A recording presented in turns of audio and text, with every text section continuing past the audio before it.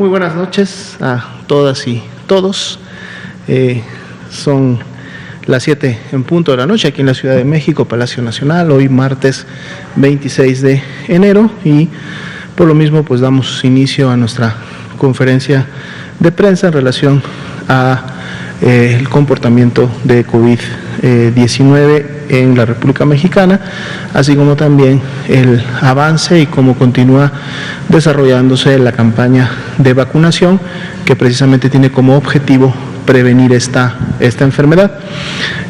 Similar al día de ayer, esta noche nos acompaña de manera virtual a través de la videoconferencia el doctor Hugo López-Gatell, subsecretario de Prevención y Promoción de la Salud, quien presentará precisamente el informe en relación a la vacunación y nos acompañará durante todo el proceso de preguntas y respuestas de la prensa. Entonces, ya está con nosotros el doctor. Buenas noches, doctor López-Gatell, bienvenido.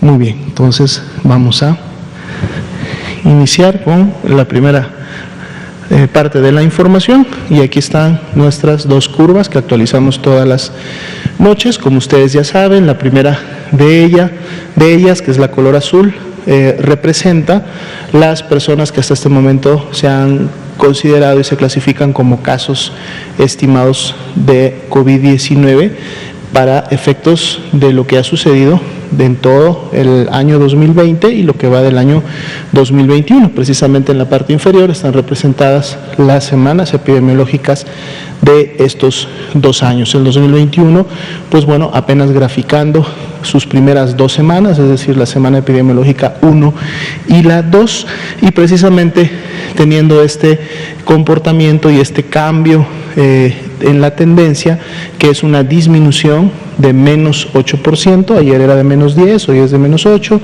y habíamos comentado que en el transcurso de los días esta disminución podía decrecer, y estaremos realmente viendo de aquí al sábado qué tanto se mantiene o qué tanto empieza a aportar un comportamiento en relación a una meseta. De todas maneras, reiteramos, al menos ya representa y se evidencia, pues bueno, un cambio en la tendencia ascendente y acelerada que teníamos en las semanas previas.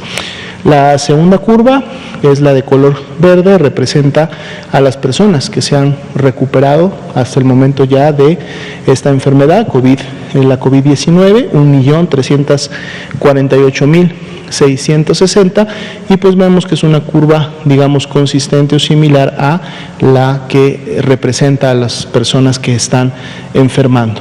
El día de hoy tenemos una disminución en el indicador de la epidemia activa, que es de estos casos activos estimados. Habíamos tenido unas 2 semanas alrededor del 6%, hoy día baja al 5%, aunque recordemos que prácticamente en los últimos meses hemos estado fluctuando entre un 4 y un 6% para efectos de este indicador.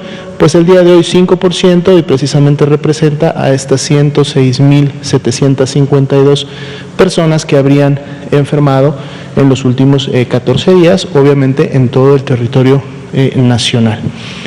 En la siguiente diapositiva vamos a ver el comportamiento del porcentaje de positividad. Continuamos con una disminución para la semana 2, que está graficada en comparación a la 1, de estos 4 puntos porcentuales menos con los que abrimos el día domingo. Sin embargo, como podemos ver, habíamos tenido ya disminuciones en semanas previas y en el año previo, que también habían estado alrededor del 40-41%.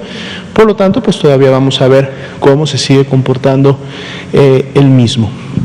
Este porcentaje lo podemos obtener precisamente cuando tenemos el conocimiento de cuántas personas de los 4.492.270 que fueron clasificadas como sospechosas, finalmente o hasta el corte de hoy las tenemos ya confirmadas para la enfermedad, que son 1.778.905, y así también conocemos el grupo que salió negativo a la prueba del virus SARS-CoV-2, que son 2.275.673. Y entonces de ahí podemos ir conociendo semana con semana cómo se comporta este porcentaje de positividad, que para la semana 2 de este año lo que nos dice es que de cada 100 personas que desarrollan signos y síntomas respiratorios, pues 41 de ellas sí es a consecuencia del virus SARS-CoV-2.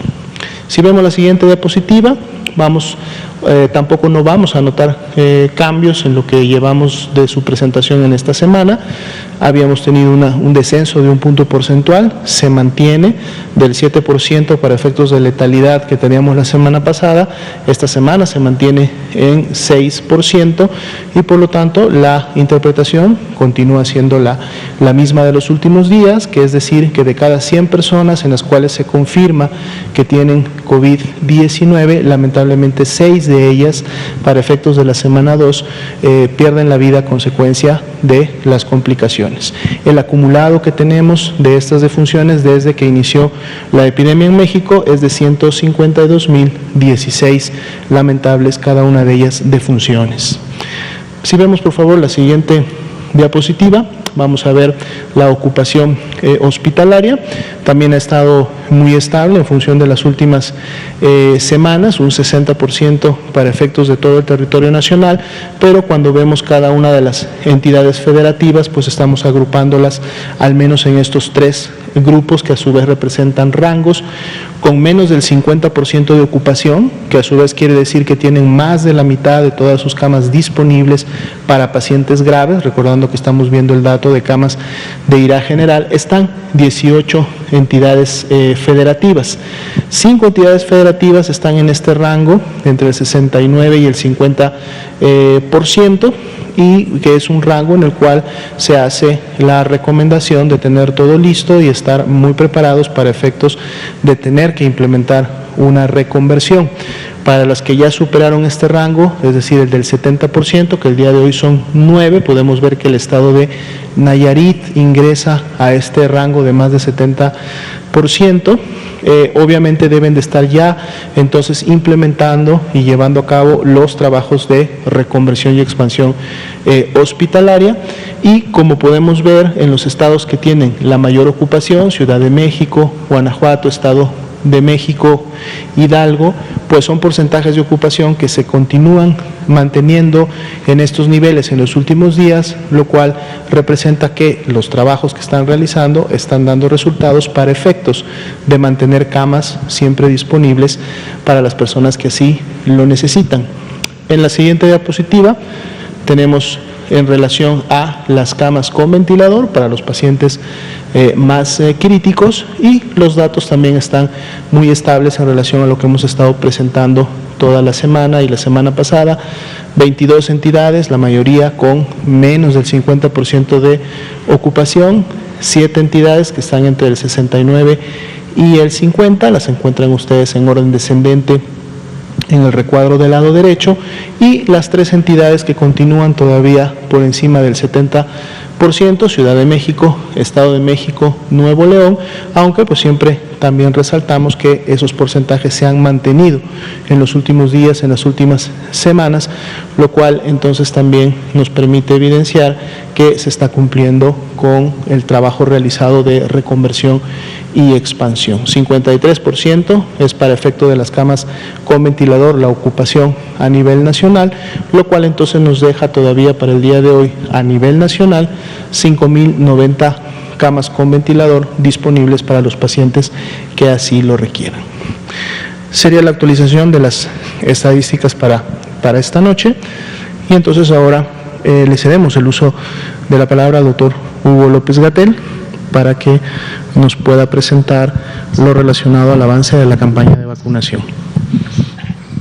Muchas gracias, doctora Lomía. Muy buenas noches tengan todas y todos ustedes ahí en la sala, en el Salón Tesorería del Palacio Nacional, y también en sus domicilios o donde quiera que nos escuchen.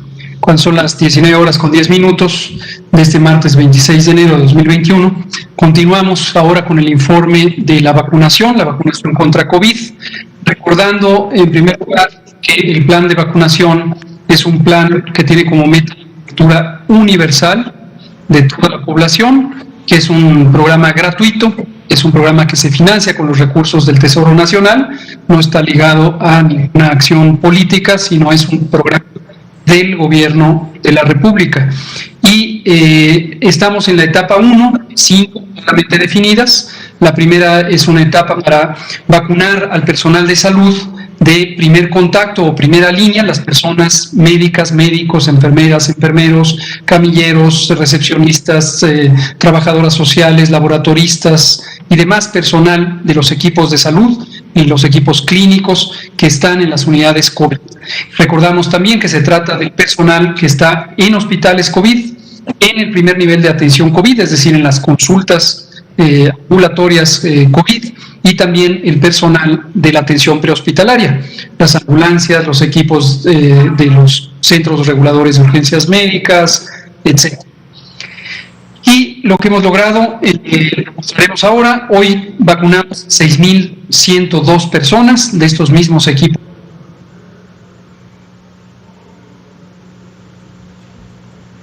Recordar también, como lo hemos dicho desde el inicio, los 32 estados o 32 entidades federativas, 31 estados y la Ciudad de México tienen idéntica prioridad y todas sincrónicamente vamos avanzando, no solo para esta fase inicial, sino también para las fases posteriores. Y nuevo recordatorio, este personal de salud incluye el personal que labora en instituciones públicas y también en organizaciones privadas. Ambos han sido seleccionados por su importancia, por la importancia de protegerles a todos los colegas, los equipos de salud de primer contacto. Entonces, 6.102 fue lo que se vio hoy. En la gráfica lo que se puede ver es cómo va el ritmo de la vacunación conforme llegan nuevos embarques, nuevos paquetes de vacunas, se empiezan a poner, es mucho más rápido o más amplio el universo de vacunación del primer día, porque es más fácil contactar al personal de salud en los hospitales grandes y en un mismo hospital se vacuna una gran cantidad de personas. Posteriormente se incluye hospitales de menor tamaño que van teniendo menor cantidad de personas y estas personas profesionales de la salud tienen que desplazarse a las unidades de vacunación. Generalmente son desplazamientos de muy corta distancia, pero esto en algunos casos, por ejemplo, en los estados que tienen orografías complejas como Oaxaca, como Guerrero, puede implicar desplazamientos un poco más largos y lentos. La siguiente, por favor. Cuando vemos el acúmulo, la suma de estas vacunas, tenemos 652.319 que ya se han puesto, más de 500.000 de vacunas contra COVID-19 en México. Y lo mismo, la gráfica lo que muestra es la velocidad a la que va ocurriendo esta vacunación. Cuanto más vertical es la línea, más rápido lo que se pone en un día. Somos un país que se ha caracterizado por poner una gran cantidad de vacunas en corto tiempo. Comentaba el presidente hace unos pocos días cómo en la conversación que él tuvo con el gerente general global de la compañía Pfizer, el gerente general, el señor Burla, se quedó con la grata impresión de que México es uno de los países que más amplia y rápidamente utiliza sus vacunas. Prácticamente llegan del embarque a ponerse y en el curso de una sola semana se pone todo el embarque. De modo que al final de esta semana estaremos listos para recibir los siguientes embarques e inmediatamente ponerlos. La siguiente, por favor. Aquí vemos cómo se separa las primeras dosis y la segunda dosis, simplemente para identificarlas. De estas 652.319, 621.005 han sido primeras aplicaciones, primeras dosis, y 31.314 representan la segunda dosis que se pone generalmente a 21 días, y ya hemos comentado extensamente, pero lo recordamos, cómo la Organización Mundial de la Salud, desde diciembre, y lo ratificó el 8 de enero, recomienda que podría espaciarse el tiempo que separa la primera dosis de la segunda dosis con el propósito de ampliar la cobertura lo más rápidamente posible. Recordar que la primera dosis confiere una protección, para la vacuna de Pfizer, la primera dosis confiere una protección superior al 84% o cercana al 84%, y la segunda dosis aumenta esa eficacia hasta el 94%. De modo que la primera dosis es la que hace el cambio más notorio en la protección. Se reduce más del 80% la probabilidad de tener enfermedad COVID. La siguiente, por favor. Asimismo, cuando vemos la distribución en el territorio, donde queda claro cómo se está vacunando simultáneamente en las distintas entidades federativas, en las 32, tenemos un avance general de 62%, 25 entidades federativas ya han completado el 95% o más del 95%, varias de ellas, como se ve en la gráfica, al 100%, y en la Ciudad de México, Nuevo León y Coahuila está la mayor cantidad de las segundas dosis. ¿Por qué razón no hay tantas primeras dosis? Porque con las primeras 2 semanas de aplicación ya se cubrió la meta de personal de salud de primera línea que necesitaba primera dosis y ahora están en segunda dosis. Por eso no es de extrañar que aparezcan ahí con un porcentaje menor de uso de la vacuna, sencillamente porque hay que esperar al día 21 o posterior al 21 para poder poner la segunda dosis. La siguiente, por favor. El uso de estos paquetes de vacunación, aquí bien conviene tenerlo presente, la velocidad a la que los países de todo el mundo, los países que hemos tenido la oportunidad y que hemos aprovechado esa oportunidad para tener vacunas, dependemos de la velocidad a la que se fabriquen las vacunas. Algunos países están recibiendo vacuna, pero la tienen guardada y tienen una dotación importante, pero todavía no han podido utilizarla. México ha tenido vacunas y las ha utilizado inmediatamente y, por lo tanto, el elemento que marca la velocidad a la que se va expandiendo el programa de vacunación es precisamente la fabricación y la entrega de vacunas.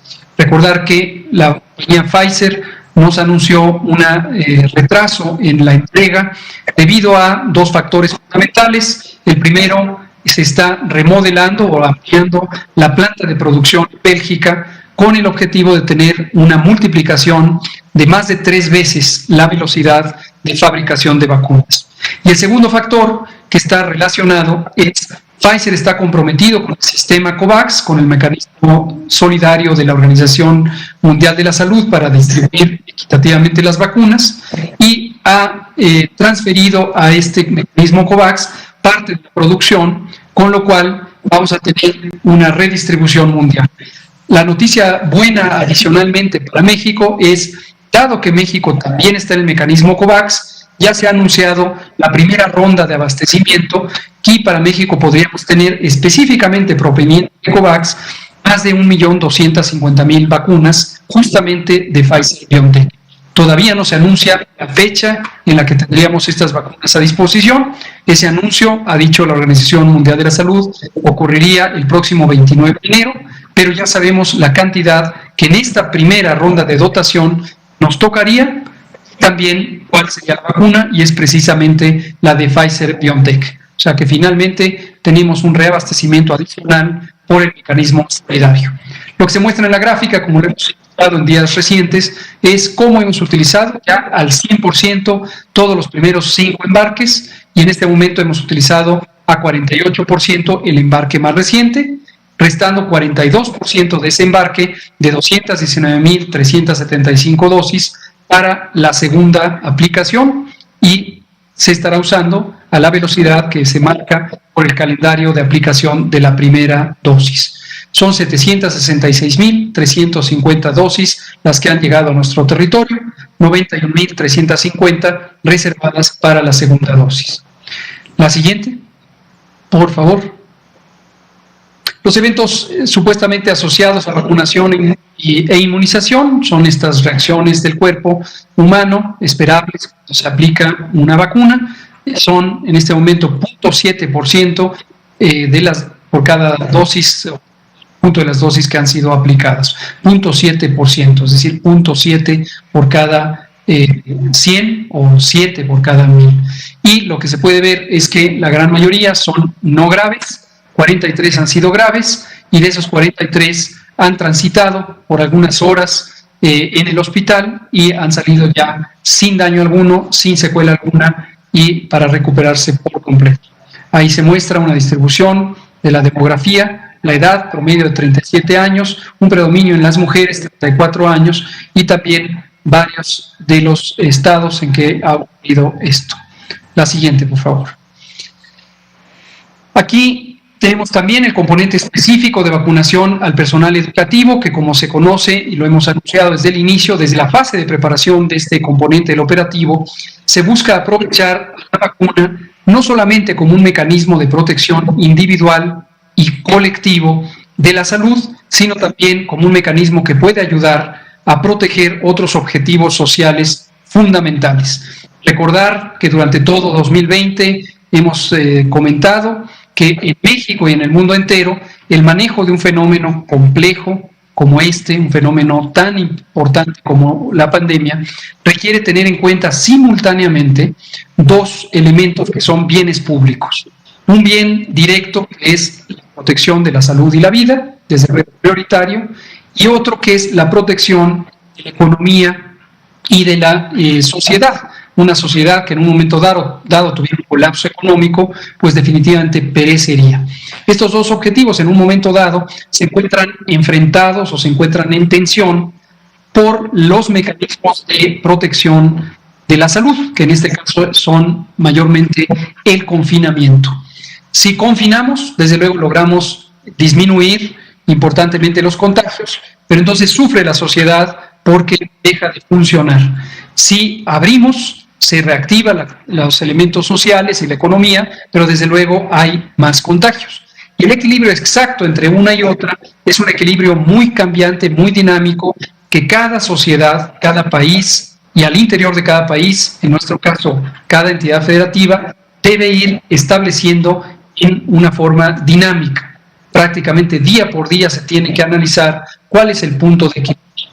Y en este sentido, la vacunación del personal educativo, de las y los mentores, es importante en un estado como Campeche, que durante varios meses, más de 3 meses, ha permanecido con niveles mínimos de actividad epidémica COVID, que ha tenido este semáforo verde persistente y que hoy nos brinda la oportunidad de vacunar a las y los maestros como un mecanismo para reforzar la posibilidad de abrir las escuelas y reactivar este elemento social tan importante que es la educación pública, que a su vez conecta con múltiples elementos de las economías sociales y populares relacionadas con la actividad educativa. 12.748 personas que son miembros del personal educativo fueron vacunadas a lo largo de estos 4 días que continúa el operativo en Campeche. La meta, recordar, es un poco más de 24.000 mentores y hoy se vacunó especialmente a personal del nivel básico, mañana se vacunará del nivel medio y medio superior, así como las entidades privadas de educación. La siguiente. Aquí algunas fotos que ilustran lo que está ocurriendo en el terreno. Nos han preguntado a veces cómo puede uno imaginar o visualizar lo que está ocurriendo en el terreno, si solo estamos presentando números, estadísticas y elementos conceptuales. Aquí algunas fotos que se toman por parte del personal de campo, a quienes les agradecemos, aprovechamos aquí para agradecer a nombre de todo el gobierno, a nombre del presidente, a nombre de todo el equipo de coordinación, el compromiso tan grande que muestran todas estas personas que trabajan extenuantemente por hacer realidad este operativo. Aquí se están mostrando las vacunas, cómo están haciéndose la revisión, cómo se vacunan, cómo se organizan incluso en las salas de espera para que se vayan vacunando, que no haya un sobrecupo y que eso pudiera en un momento dado representar un riesgo innecesario. Se guarda la sana distancia, se mantiene orden en los turnos y en general ha sido una experiencia muy gratificante. Agradecimiento también al gobierno de Campeche, al gobernador Carlos Miguel Aiza y a su secretario de Salud, José Luis González, a su secretario de Educación y a todo el equipo de gobierno de Campeche. Este es el informe del segundo segmento de vacunas y abrimos a preguntas y comentarios. Le pido al doctor Aromía, si es tan amable, si nos puede conducir o organizar la sesión de preguntas y respuestas. Con mucho gusto, doctor López-Gatell. Bueno, el día de hoy pues vamos a empezar de la parte posterior hacia adelante. Por favor, usted y usted también, usted. Gracias, doctor Alomía. Subsecretario, buenas noches, Héctor Herrera Argüelles de Grupo Fórmula. Yo le quiero hacer 3 preguntas, si me permiten. La primera tiene que ver disculpe, pero con salud del presidente de la República. Ayer, doctor López-Gatell, usted decía que por privacidad el presidente no se pueden dar detalles de su tratamiento o de cómo es el curso de la enfermedad. Sin embargo, digamos que el presidente no es un ciudadano normal. Con todo el respeto, por supuesto, es el titular del Poder Ejecutivo Federal de este país, uno de los 3 poderes de esta república, y que, pues más que como pregunta, una sugerencia, que se ofreciera un reporte, pues digamos, general, así como se hace en los hospitales públicos, de que el presidente o que los ciudadanos están delicados, leves, no sé, sin entrar en detalles de los medicamentos que se le han dado, que por supuesto el presidente, sabemos, tendrá que estar 15 días aquí en Palacio, sin salir por el tema del confinamiento. Entonces, más que una pregunta, pues, se ve una sugerencia, sobre todo por acallar aquello de los rumores. Hoy ponían al presidente en el Instituto Nacional de Nutrición, cosa que pues tuvieron que salir a aclarar que no era cierto. Entonces, esa sería la primera. Doctor, no sé qué respondería.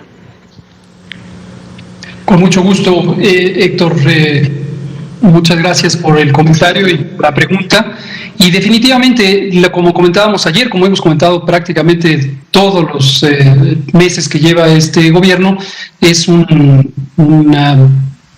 punto referencial, es una referencia de ética del señor presidente, el no tener nada que ocultar, todo es transparente, todo es completamente abierto a la sociedad. Él mismo ha usado este término, transparencia plena, que ahora me tomo la libertad de citar. Y en ese sentido no tengo nada que guardar. Aprovecho para dar el parte técnico, médico sucinto.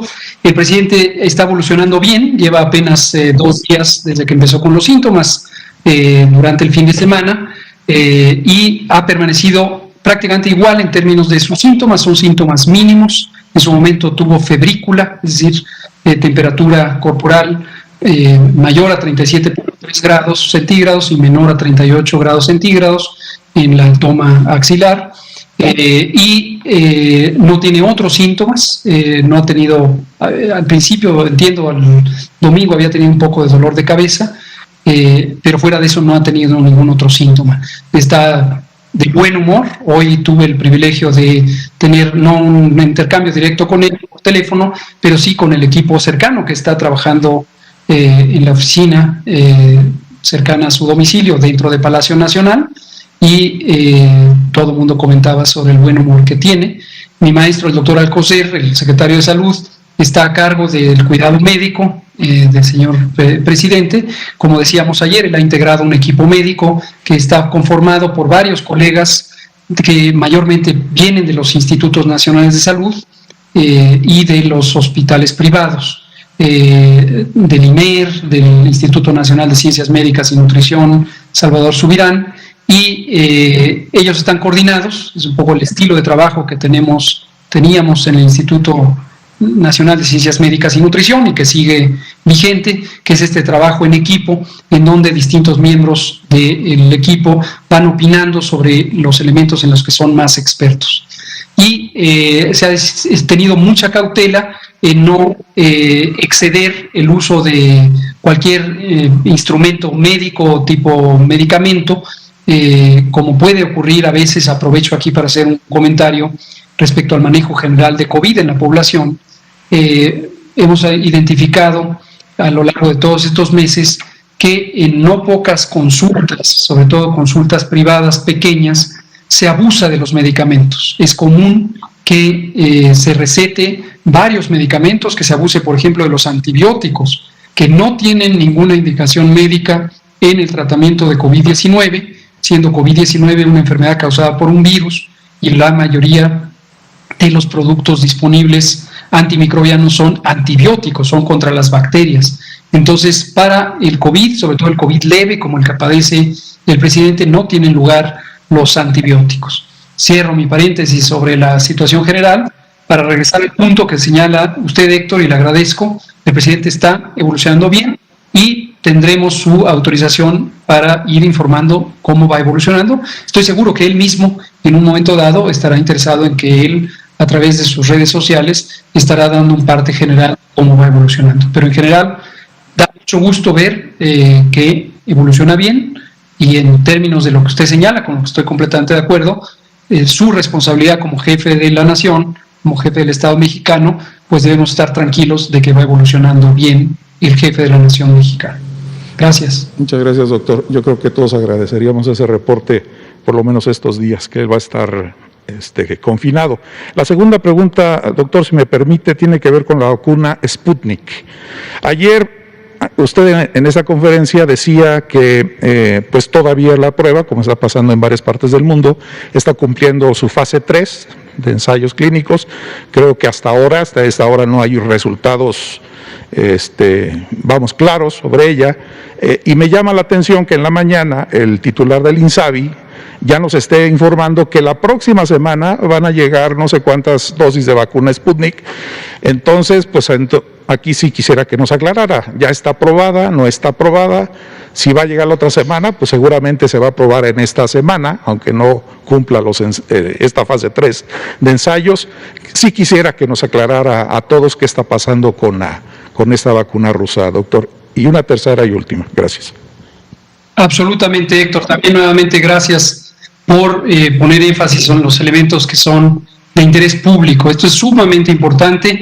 No debe quedar lugar para una duda sobre la responsabilidad de la autoridad sanitaria de garantizar lo que desde siempre, todo 2020 repetí y lo seguiré repitiendo: ningún producto de uso médico, de uso en seres humanos que arribe al país debe estar exento de 3 requisitos: calidad, seguridad y eficacia. Estos son los estándares internacionales de seguridad sanitaria y también están contemplados en la reglamentación mexicana: calidad, seguridad y eficacia. Y es un compromiso, por supuesto, obligado, pero además que con gusto ejercemos en el gobierno, garantizar estos 3 elementos. Hoy, por cierto, y ahorita voy a los específicos sobre la vacuna Sputnik V, me llamó la atención con considerable preocupación escuchar opiniones de legisladoras del Senado, blandiendo opiniones, me parece que a título personal o quizá a nombre de los partidos que representan, espero que no de la ciudadanía que representan como senadoras, opiniones a la ligera sobre las vacunas. Específicamente hablaban de la vacuna Sputnik V, pero también esto de manera general involucra el prestigio, la credibilidad de todas las vacunas. Las vacunas son uno de los instrumentos más importantes de la salud pública, lo han sido desde hace más de 200 años, desde que se creó la primera vacuna, y sería muy lamentable que por el ejercicio, desde luego, de la libertad de expresión, pero con un pobre sentido de la responsabilidad social, personas que pueden tener influencia en la opinión pública y que tienen además un cargo obtenido por el voto popular, se den la libertad de atentar contra la credibilidad de algo tan importante como las vacunas, particularmente en un momento tan importante para México y para el mundo. Ojalá que reflexionen, ojalá que se abstengan de hacer estos juicios a la ligera que pueden atentar contra la seguridad sanitaria de México y del mundo. Sobre su pregunta, muchas gracias por hacerla, porque precisamente nos da pie de recapitular, como lo hacemos siempre, con el interés público de en qué vamos. Sputnik V. Sputnik V es una vacuna cuyo desarrollo, cuya invención o fabricación fue a cargo del Centro Gamaleya de Epidemiología y Ciencias de la Salud.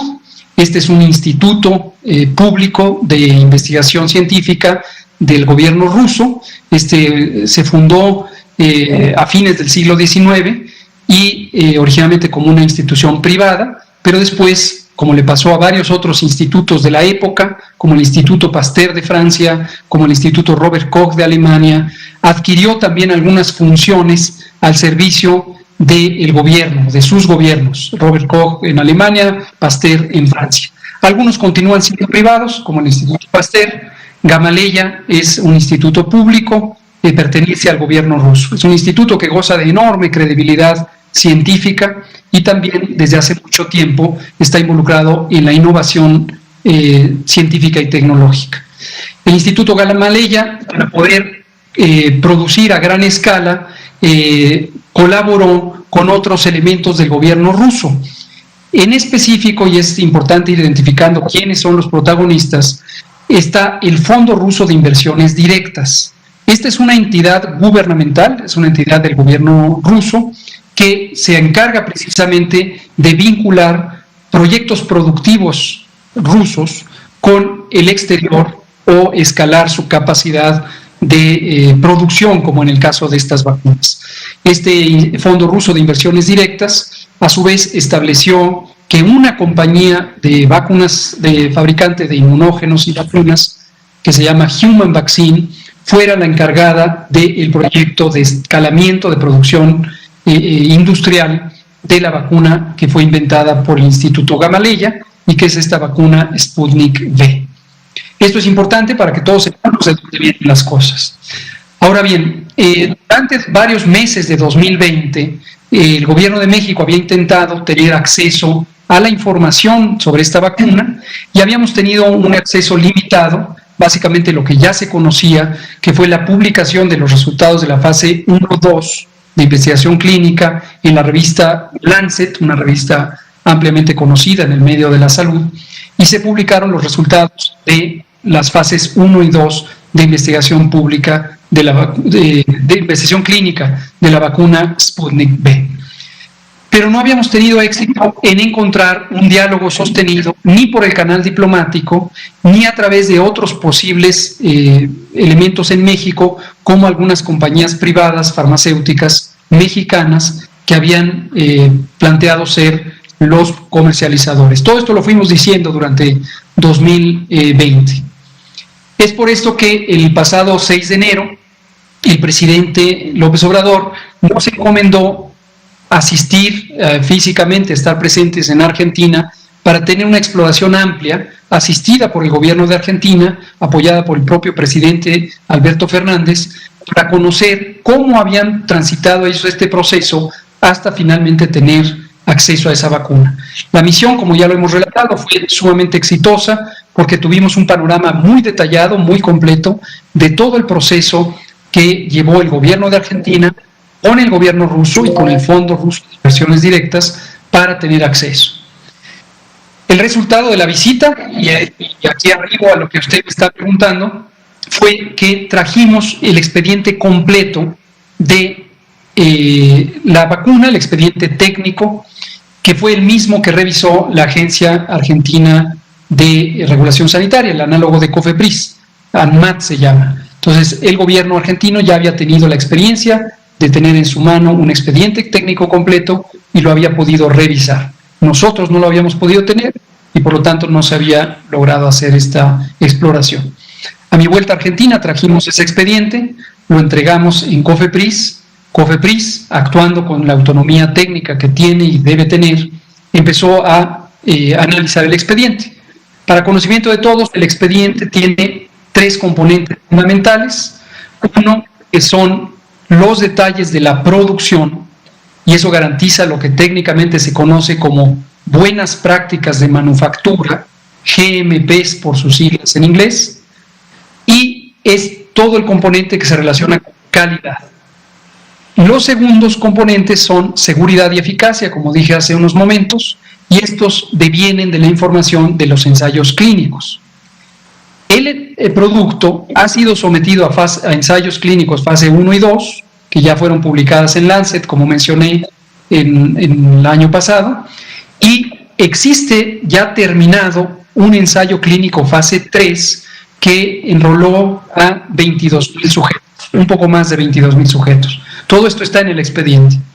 Y además hay otros componentes del expediente como detalles técnicos que permiten garantizar la estabilidad del producto, aspectos que tienen que ver con lo químico, con lo físico del producto y también con las especificaciones técnicas de su manejo. Y finalmente un elemento que también es muy importante, que se llama plan de manejo de riesgos, y este plan de manejo de riesgos está presente en el expediente, dado que era un expediente completo proveniente de Argentina. Centrándome en lo que ocupa a esta semana, A lo largo de todas estas semanas, un poco más de 2 semanas desde que regresamos de Argentina, mantenemos un contacto prácticamente diario con los funcionarios del Fondo Ruso de Inversiones Directas, que tiene 2 elementos en paralelo. El primero es el llegar a un acuerdo sobre el contrato y que el contrato especifique los tiempos de entrega. Los tiempos de entrega son fundamentales porque queremos tener vacuna lo más pronto posible, pero obviamente esta y otras compañías están sujetas a mucha presión por lograr cumplir su plan de producción. Entonces, el contrato. Y lo segundo, la autorización de uso de emergencias, donde fuimos muy claros desde la primera conversación y dijimos, solo se va a autorizar lo que tenga mérito técnico y tenga un expediente robusto. Ellos con toda confianza dijeron, adelante, ya lo pasó a Argentina, lo dejamos en sus manos. Estamos ya en un momento de una sincronía muy fina, porque una cosa está conectada con la otra. Aunque podemos firmar un contrato, en ausencia de la autorización, tal como hicimos con Pfizer, tal como hicimos con Astra, tal como hicimos con CanSino, el producto no va a arribar a México hasta que tenga la autorización de uso de emergencia. Entonces se tienen que sincronizar correctamente las cosas para que se hagan bien. Se ha agregado un tercer elemento. Conforme ya se acerca la posibilidad real de tener la vacuna, ahora tenemos que precisar los elementos de logística. Logística es todo el manejo para traer los cargamentos. El modelo de contrato con Rusia no incluye el envío. Esto algunas compañías, como fue el caso de Pfizer, lo han hecho. Ellos mismos han contratado y han incorporado al precio de la vacuna ese envío. Aquí no, la vacuna tiene un precio fijo, que además es de conocimiento público, por lo cual lo puedo decir, que es de $9.90 por dosis. Es un esquema de 2 dosis. Por lo tanto, cuesta casi $20 por el esquema. Esto es un precio público y es un precio único que están usando en todo el mundo. Y conforme nos acercamos entonces ya a la realidad de traer, cosa que está ocurriendo ya en materia de días, entonces ahora la logística es importante para encargar a los aviones que en su momento tendrán que traer la vacuna. Estamos en el proceso de definición de cuál es la vía más conveniente. Podría ser que incluso aviones de la Fuerza Aérea Mexicana participaran en esto, pero no es una decisión aún cerrada, estamos explorando lo más conveniente. Espero que con esta explicación, disculpen que fue un poco amplia, pero todo el mundo tenga claridad de en qué vamos con la vacuna rusa Sputnik V. Entonces estaríamos a días, doctor, de que se apruebe aquí en el país por parte de COFEPRIS, si esperamos un cargamento la semana próxima. Perdón, se entrecortó el sonido, no alcancé a oír bien la pregunta. Sí, que estaríamos a días, horas de la aprobación en COFEPRIS, porque pues si la semana que viene llega un cargamento, tendría que estar primero la aprobación. ¿Es así, doctor? Es correcto. De hecho, la fecha exacta de llegada no está definida. Desde luego el maestro Ferrer, el director del INSABI, esta semana habló de uno de los escenarios, que es el más alentador, que podría ser que ya llegara. No creo que vaya a llegar esta misma semana, pero sí estamos a pocos días de que eso ocurra y efectivamente, primero, antes de que esto llegue al territorio, tiene que tener como requisito la autorización de uso de emergencia, misma que está próxima a resolverse. Parte de las conversaciones con el gobierno ruso es para que determine cualquier detallito que pudiera haber en la ficha técnica necesaria para ya liberar la autorización. Por ahora lo que sí puedo decir, me parece que fue un poco la confusión que se creó con algunas notas de prensa esta tarde, es que la parte técnica, la parte sustantiva de COFEPRIS, particularmente el Comité de Moléculas Nuevas, dio una recomendación favorable a la autorización. Es decir, la parte crucial ya ha sido resuelta favorablemente y lo que faltan es algunos detalles para que haya un expediente completamente bien en forma. Muy bien, gracias, doctor. La última. Es una preocupación personal porque,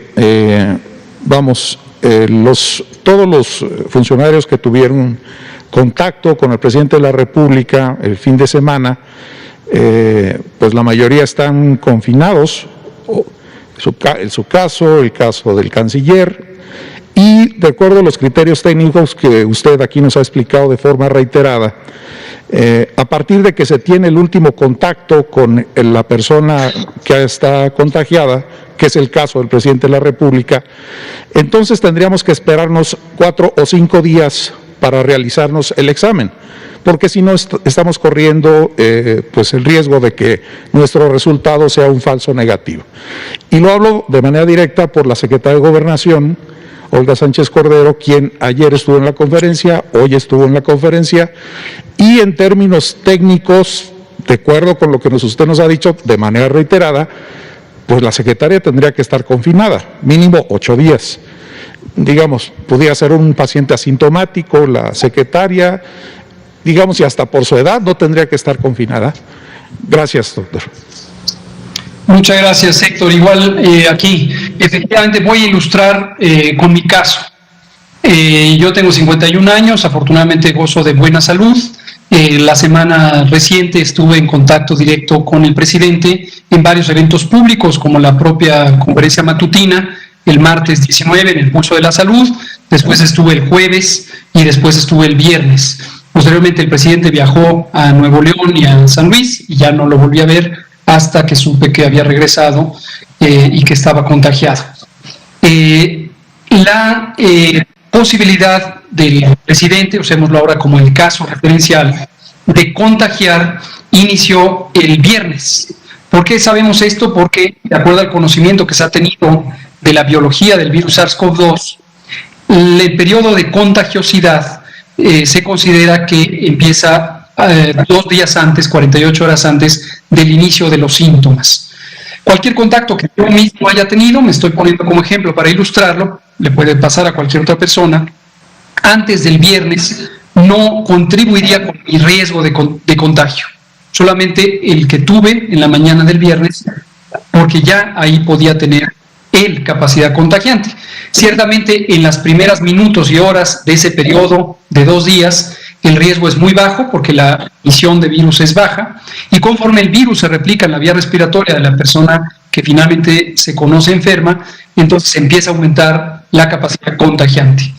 Posteriormente inician los síntomas, sigue aumentando la capacidad contagiante del individuo enfermo hasta el día 4 o 5, que es el periodo de máxima concentración de virus en la vía respiratoria, y posteriormente el día 6, 7, 8, 9, 10 y hasta el 12 puede haber presencia de virus y capacidad contagiante, pero se empieza a disminuir esa capacidad de manera acelerada. De tal suerte que el día 14 la persona ya prácticamente no tiene capacidad contagiante, en su mayoría más del 90% son negativos cuando se hacen las pruebas de control, que no necesariamente hay que hacerle a todo el mundo, y entonces se pueden reintegrar a sus actividades. Para el individuo que pudiera estar expuesto, retorno a mi propio ejemplo, es conveniente que en cuanto se conoce que la persona persona potencialmente contagiante, ha tenido enfermedad, entonces uno se ponga en resguardo. ¿Cuáles son las 2 razones fundamentales? Una, la razón general es no contagiar, eso no hay duda, pero hay 2 elementos. Uno empezaría a ser contagiante, igual que la persona que le contagió a uno, mayormente a partir del inicio de los síntomas y hasta el día 4 desde el inicio de los síntomas. Pero puede haber un margen de 48 horas previas al inicio de los síntomas que uno no sepa que es contagiante y entonces pudiera contagiar. La prueba diagnóstica, tanto la rápida de antígenos como la prueba de PCR, que es el estándar diagnóstico, tienen su mayor probabilidad de salir positivas en la persona enferma justamente en el día 4 y en el día 5. Si yo me hubiera hecho la prueba el sábado o el mismo domingo, lo más probable es que habría salido negativa, aun cuando yo resultara contagiado. Yo me hice la prueba hoy me la hice, les comparto de una vez en tiempo real mis resultados, tanto la prueba rápida como la PCR resultaron negativas. Yo en este momento, por ese elemento diagnóstico, sé que tengo ya una probabilidad muy baja de estar contagiado. Sin embargo, y con esto termino, es conveniente que yo y cualquier persona en una situación como la mía, independientemente de quién haya sido el potencial persona contagiante, permanezca todavía hasta el viernes en resguardo, porque aún así la prueba podría estar negativa hoy y que todavía la aparición de síntomas revelara que existe infección. Ese es el esquema básico. Lo otro que le pido a la doctora Lumía, si lo puede detallar, que es la mecánica del estudio de contactos, tiene que ver con el tiempo de exposición, la proximidad física de la exposición y la duración de la exposición. Y con estos 3 criterios se clasifica quiénes tienen mayor riesgo de haber sido contactos efectivamente resultantes en contagio y quiénes no. Y posiblemente la doctora Sánchez Cordero estaría en una de las categorías de no alta probabilidad. Pero doctora Lumía, si pudiera comentar un poco sobre eso. Sí, con mucho gusto, complementamos lo mencionado. Precisamente esas 3 categorías son las que se estudian y se da seguimiento para efectos precisamente de primero, o el primer paso es identificar quién es contacto. Igual, utilicemos un ejemplo aquí en este momento. Si yo fuera una persona con COVID-19, fuera un caso confirmado de COVID-19 en este momento, todas las personas que están en este momento en esta sala no serían mis contactos, o sea, no se clasifican como contactos. ¿Por qué? Porque estamos a una distancia mayor a los 2 metros, porque estamos en un ambiente que no se consideraría como un espacio cerrado, dado la gran cantidad de espacio y elementos que tenemos alrededor, y porque a través de esa sana distancia, si bien es cierto, yo no estoy utilizando el cubrebocas porque precisamente estoy manteniendo la sana distancia, ustedes, por ejemplo, sí lo están utilizando en el sentido de que, a pesar de que guardan 2 metros, están de alguna manera un poco más congregados que lo que me encuentro yo en este espacio. Entonces, por ejemplo, es un ejemplo, sería un ejemplo claro de por qué, a pesar de que yo estuviera en este momento con la enfermedad, ninguna de las personas que está en este recinto serían clasificadas como contacto. El otro punto importante que comentaba ya el subsecretario es precisamente la temporalidad de la contagiosidad de una persona. La mayor contagiosidad obviamente se da cuando expreso los signos y síntomas característicos de la enfermedad, entre los cuales están la tos, el estornudo, que son los que en su momento potencializan el rango y en este caso el tamaño también del inóculo que en su momento yo puedo transmitir hacia otra persona. Entonces, estos 2 días en que se considera una persona todavía como contagiosa previo al inicio de sus síntomas es más bien un rango de seguridad, porque realmente en los 2 días que la persona es asintomática, es decir, que todavía no tiene tos, estornudos, etcétera, pues bueno, la contagiosidad se dará precisamente a través de un contacto muy estrecho. Estamos hablando básicamente de un ambiente familiar en donde la persona podría estar en un contacto, podría haber todavía abrazado o besado a sus seres queridos, y es más en ese nivel o en ese escenario en el que una persona asintomática en sus 2 días previos a iniciar con la enfermedad puede generar un contagio, por eso se consideran esos 2 días.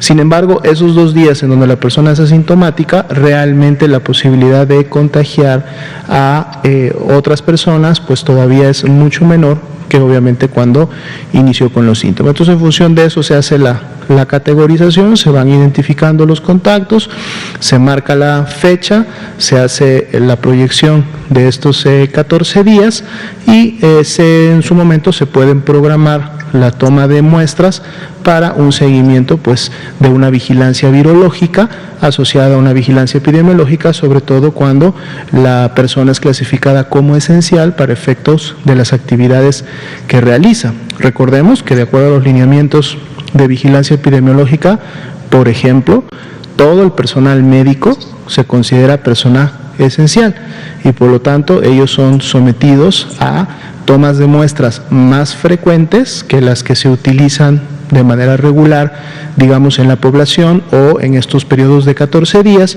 porque una vez demostrado que hubo ya una remisión de la carga viral o una remisión de la enfermedad, si es que fue un caso confirmado, pues la persona pueda rápidamente nuevamente incorporarse a sus actividades que son tan esenciales como el ejercicio de su profesión de la salud.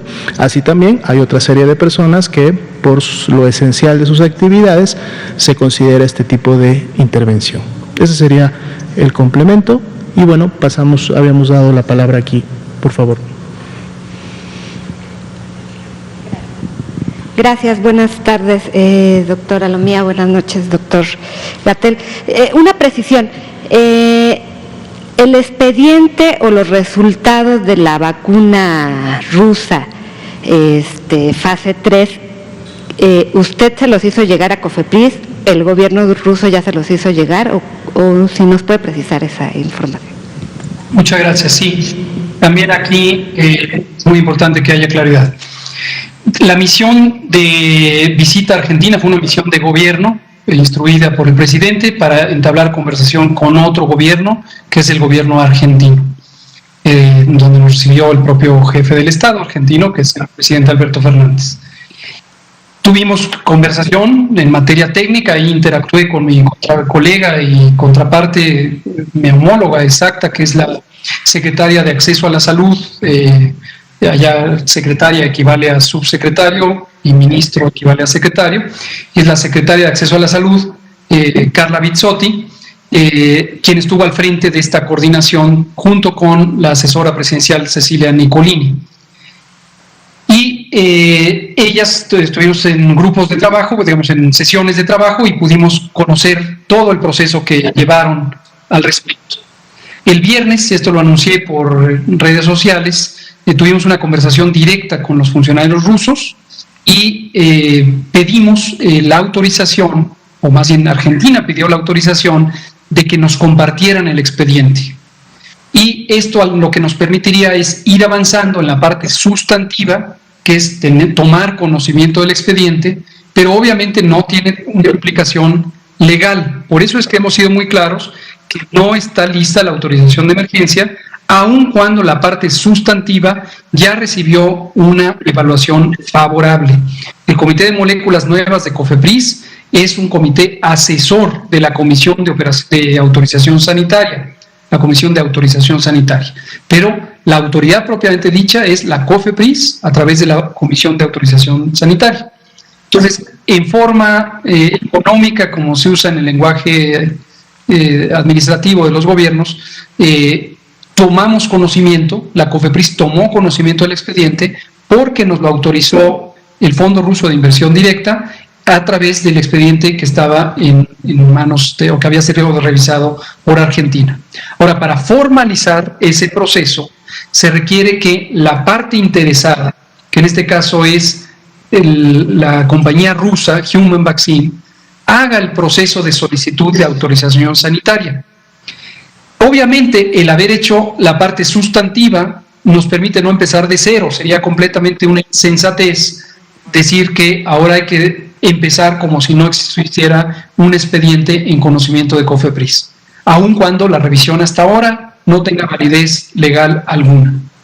Y hemos estado trabajando precisamente con los rusos, con el Fondo Ruso de Inversiones Directas, para que ellos habiliten a una parte representante en México que active el proceso ahora sí de manera formal.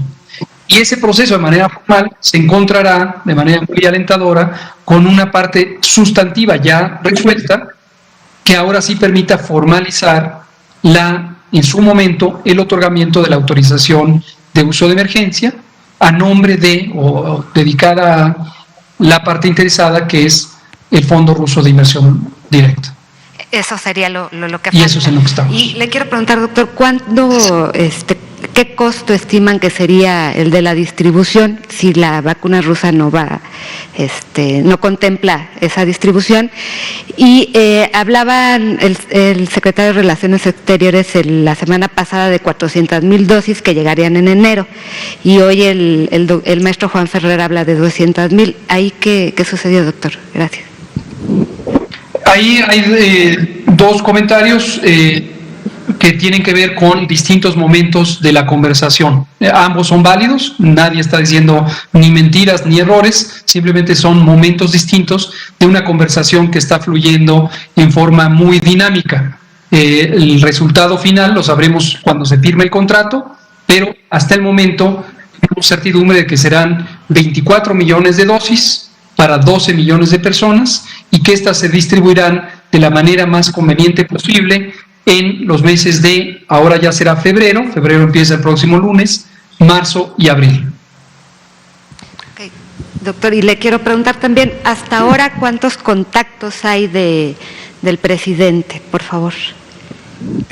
Le pido al doctor Alomía si lo puede contestar. Tenemos algunos claramente identificados y otros que han estado en proceso de auto-reconocerse. Como la mayoría han sido funcionarios y funcionarias de gobierno, en las sesiones del Consejo de Seguridad, del Comité de Gabinete de Seguridad que tenemos todas las mañanas a las 6, pedimos que nos hicieran llegar cualquiera que se autoidentificara como persona que estuvo en contacto con el presidente a partir de la mañana del viernes 22 de enero, que nos lo hiciera saber. Entonces, doctor Alomía, si pudiera comentar al respecto.